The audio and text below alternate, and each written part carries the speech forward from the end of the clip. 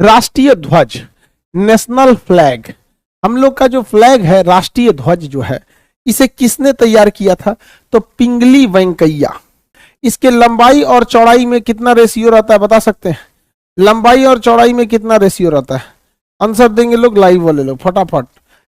अरे भैया लंबाई ज्यादा रहेगा, चौड़ाई कम रहेगा। 3:2 का लंबाई ज्यादा रहता है, चौड़ाई क्या रहता है? कम रहता है। ऊपर नीचे में कौन सा कलर होता है? ग्रीन। और ऊपर में क्या होता है? केसरिया। और बीच में क्या होता है? व्हाइट। तो देखिए, आपको याद रखने के लिए कभी भी याद रखिएगा ध्वज के लिए, जो ध्वज है इसमें हरियाली कहाँ, जमीन पे हरियाली कहाँ दिखती है? नीचे। तो हरा रंग कहाँ रहेगा? नीचे। और केसरिया कहाँ रहता है? ऊपर। केसरिया ऊपर। बताइए, आसमान कभी कभी केसरिया लाल हो जाता है कि नहीं हो जाता है? तो आसमान ऊपर होता है तो केसरिया लाल कहाँ हो गया? ऊपर हो गया। और ग्रीन कहाँ हो गया? नीचे हो गया। अब बीच का एरिया क्या हो गया? व्हाइट हो गया। बीच का एरिया व्हाइट, बीच का एरिया व्हाइट। गड़बड़ कब करते हैं लोग? गड़बड़ कर देते हैं लोग कि उलाट देते हैं लोग। भाई राष्ट्रीय जब संकट आ गया रहता है ना, देश पर भयानक संकट आ जाता है, तो झंडा उल्टा लगा दिया जाता है। भाई वाला उलाट के कहाँ भेज दीजिएगा? ऊपर भेज दीजिएगा। राष्ट्रीय संकट की स्थिति में, राष्ट्रीय संकट की स्थिति में यहां पर। और इसके अंदर नीले रंग की एक अशोक चक्र बनी रहती है, जिसमें 24 तीलियां होती हैं, जो ये बात को बताती है कि देश को 24 घंटे निरंतर आगे बढ़ते रहना चाहिए। 24 घंटे निरंतर आगे बढ़ते रहना चाहिए राष्ट्रीय ध्वज में। राष्ट्रीय ध्वज को 22 जुलाई 1947 को अपना लिया गया था, आजादी से पहले।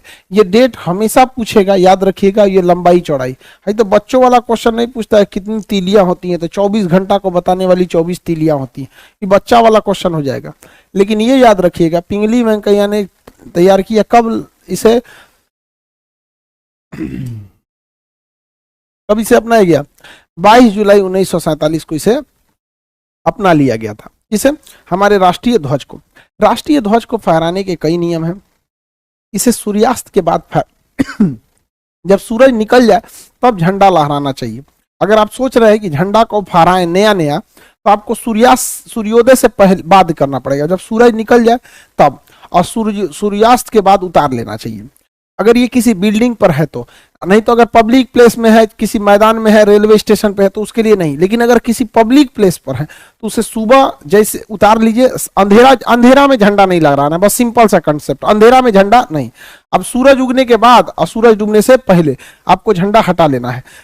झंडा में जब भी कोई आदमी रैली वगैरह में चलेगा तो झंडा उसके दाहिनी हाथ में होना चाहिए, और अगर थक गया है तो दाहिनी कंधे पे इसे झंडा ले। लेकिन इस बात का ध्यान रखें कि झंडा पीछे से जमीन को नहीं टच करना चाहिए। अगर जमीन को टच कर गया तो यह गलत बात है। और अगर कोई जुलूस में व्यक्ति झंडा लेकर आगे चल रहा है तो तिरंगा झंडा लिए व्यक्ति को सबसे आगे रहना पड़ता है। जुलूस में सबसे आगे रहेगा तिरंगा झंडा वाला व्यक्ति। समझ में आ गया कि नहीं आ गया? झंडा के लिए एक झंडा जो होता है झुका हुआ झंडा होता है, झुका झंडा, झुका झंडा। झुका हुए झंडा को हम लोग ऊपर से थोड़ा नीचे फहरा देते हैं। झंडा अमूमन यहाँ फहराया जाता है इस शेप में, तो झुका हुआ झंडा में नीचे फहरा दिया जाएगा झंडा। ऐसे झंडा जो है ना वहां पे, ये हम लोग का इसको थोड़ा सा नीचे फहरा देगा इस टाइप का। मतलब अभी ऊपर जगह बचा ही है, ऊपर ज्यादा एक्स्ट्रा जगह छोड़ देगा, तो ये झंडा क्या हो गया हम लोग का, थोड़ा सा ऊपर से नीचे झुक गया। ये जब शोक होता है ना, देश पर कोई शोक हो जाता है, जैसे राष्ट्रीय शोक आ जाए, अटल बिहारी वाजपेयी जी की मृत्यु हो गई थी, राष्ट्रीय शोक था। एपीजे अब्दुल कलाम की आकस्मिक मृत्यु हुई, राष्ट्रीय शोक। इंदिरा गांधी की हत्या हो गई, राष्ट्रीय शोक था। तो जब कभी भी राष्ट्रीय शोक होता है तो उसके लिए क्या किया जाता है, झंडा को थोड़ा सा ऊपर से झुका दिया जाता है। तो झुका हुआ झंडा किस चीज का प्रतीक होता है? तो झुका हुआ झंडा जो होता है वो राष्ट्रीय शोक का बताता है, राष्ट्रीय शोक का। लेकिन उल्टा झंडा लगा देगा, कलर में पलट देता है, उल्टा झंडा, उल्टा झंडा, झंडा का नीचे का चीज ऊपर, ऊपर का चीज नीचे कर देता है।